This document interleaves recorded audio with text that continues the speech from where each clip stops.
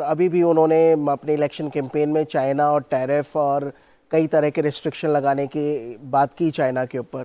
तो मुझे पहले से पूरा यकीन था कि चाइना के लिए आने वाले दिन थोड़ा मुश्किल भरे होंगे, और शायद यही वजह है कि चाइना ने एक इम्पॉर्टेंट व्यक्ति को स्वेरिंग इन सेरेमनी में भेजा, क्योंकि उनको पता है कि हमारे संबंध अमेरिका के साथ अच्छे नहीं हैं।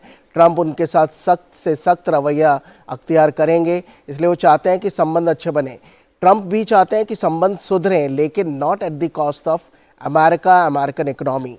तो वो अमेरिका की इकनॉमी को बचाने के लिए जो हो सकता है वो करेंगे, और मुझे लगता है अच्छी खासी लगाम चाइना पे आने वाले दिनों में लगने वाली है। तो चाइना के लिए उन्होंने अपना स्टेटमेंट देकर चीजें बिल्कुल क्लियर कर दी हैं। कर्नल राजीव अग्रवाल जी, अगर देखें घुसपैठ को लेकर, इलीगल इमिग्रेंट्स को लेकर उन्होंने जो अपना स्टैंड रखा है कि बॉर्डर एरियाज पर इमरजेंसी घोषित कर रहे हैं, वो सैन्य कार्रवाई से भी नहीं हिचकेंगे, तो बता दिया उन्होंने कि इसको लेकर उनकी पॉलिसी बिल्कुल क्लियर होने वाली है, डिपोर्ट करे जाएंगे तमाम लोग।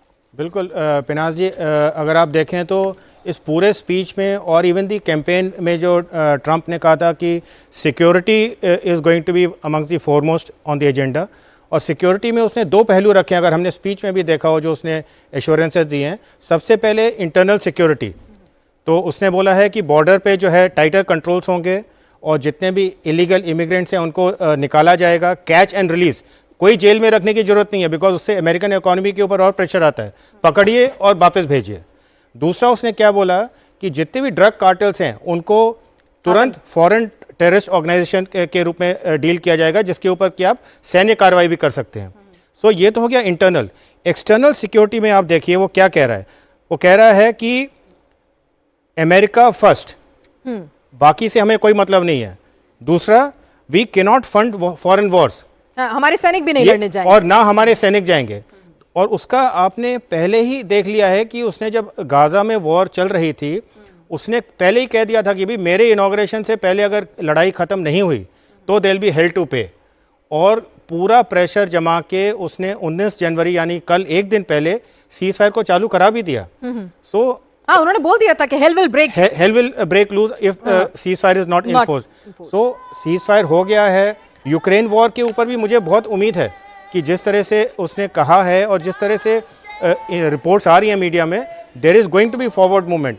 अब वो एक हफ्ता लगे, एक महीना लगे, बट कम से कम उस पहलू पे मूवमेंट तो आगे चालू होगी ना। सो सिक्योरिटी अमेरिका फर्स्ट का एक बहुत बड़ा पहलू है जो ट्रंप ने अपने स्पीच में ही उसको उजागर कर दिया है। चलिए, हम अपने दर्शकों को बता दें कि 47वें राष्ट्रपति के तौर पर ट्रंप ने पद और गोपनीयता की शपथ ली है, और उसके बाद उन्होंने अपनी स्पीच में क्या कुछ महत्वपूर्ण ऐलान किए हैं। इसके बाद वहां पर अभी क्या कार्यक्रम होगा ये भी मैं आपको जानकारी दे दूं कि इसके बाद इसके बाद स्पीच के बाद पूर्व राष्ट्रपति और उपराष्ट्रपति का ऑनररी डिपार्चर, एक प्रोटोकॉल होता है, ऑनररी डिपार्चर सेरेमनी होगी, यानी कि जो बाइडेन, कमला हैरिस जो हैं, उनका ऑनररी डिपार्चर सेरेमनी होगी, ट्रांजिशन ऑफ पावर जिस तरह से होता है। और इसके बाद ट्रंप फाइल्स पर साइन करेंगे, फिर उनको आशीर्वाद दिया जाएगा कि वो देश की रक्षा के लिए, देश को और बेहतर तरक्की की राह पर ले जाने के लिए उनको अलग अलग पेस्टेज जो हैं वो आशीर्वाद देंगे, और फिर अमेरिकन नेशनल एंथम होगा। जरा सुनने की कोशिश करते हैं कि अब आगे मोस्ट लाइकली ऑनररी डिपार्चर की तरफ ही हम अगले प्रोटोकॉल के हिसाब से उसी कार्यक्रम की तरफ हम बढ़ रहे होंगे।